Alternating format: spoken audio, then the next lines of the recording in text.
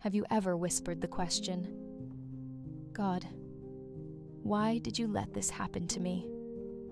Not out loud, not in front of everyone, but in the quiet, in the dark, in the space between tears and sleep. Maybe it was the breakup you didn't see coming.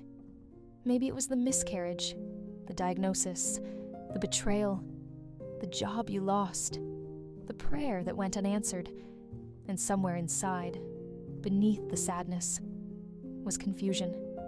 Because you prayed, you trusted, you tried to do things right. So why did this still happen? Let me gently say something to you. Asking why does not make you faithless. It makes you human. Even in Scripture, we see faithful people asking hard questions. David asked why. Job asked why. Even Jesus on the cross cried out, my God, why have you forsaken me?" God is not intimidated by your questions. He is not offended by your tears. He is not disappointed in your confusion. But here is what we often misunderstand. When something painful happens, we assume God caused it. But not everything that happens is God's design. We live in a broken world. People have free will. Bodies get sick. Hearts break. Systems fail. And sometimes, terrible things happen that God never intended. God does not delight in your suffering. He is not sitting in heaven orchestrating heartbreak to teach you a lesson. Scripture says He is close to the brokenhearted. Close. Not distant. Not watching from afar. Close. So if He didn't cause it, why didn't He stop it?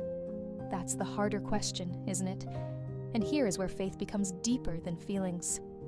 We don't always know why God allows something, but we do know who God is.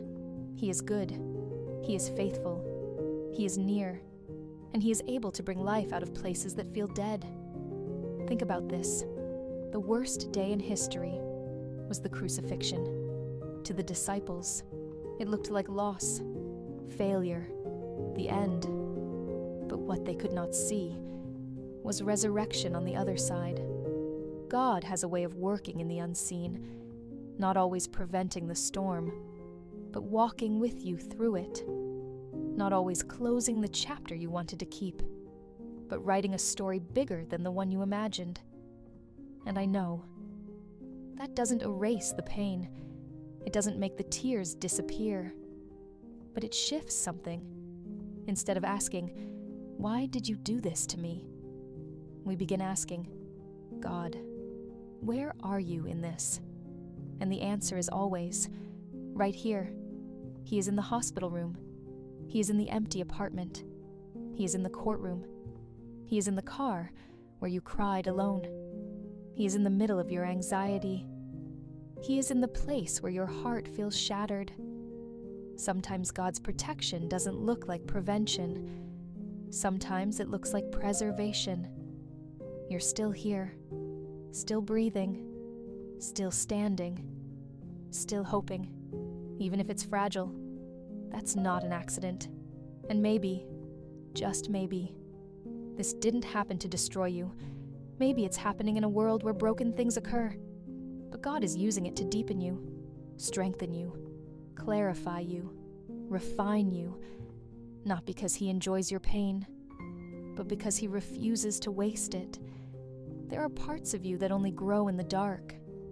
There are depths of faith that only develop when the answers don't come. There is an intimacy with God that only forms when everything else falls apart. And I need you to hear this clearly.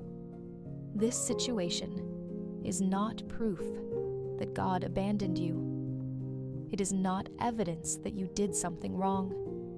It is not confirmation that you are unworthy. Sometimes life breaks your heart, but God stays. And one day, you may look back and see what you cannot see right now. The strength you didn't know you had, the boundaries you finally set, the clarity that saved you from something worse, the doors that opened because another one closed. Or maybe you won't fully understand it on this side of eternity, and that's okay too. Faith is not having every answer.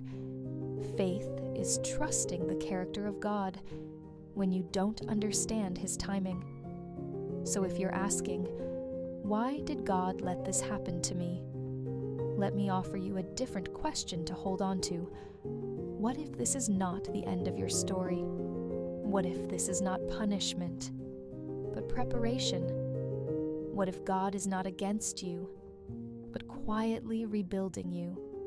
What if the very thing that feels like it's breaking you is actually making room for something new? You are not forgotten. You are not being punished. You are not abandoned. And you are not alone. God is still good. Even here. Even now. Even in this. And if all you can manage today is a whisper that says, God, help me, that is enough. He hears you. He sees you. And He is closer than you think.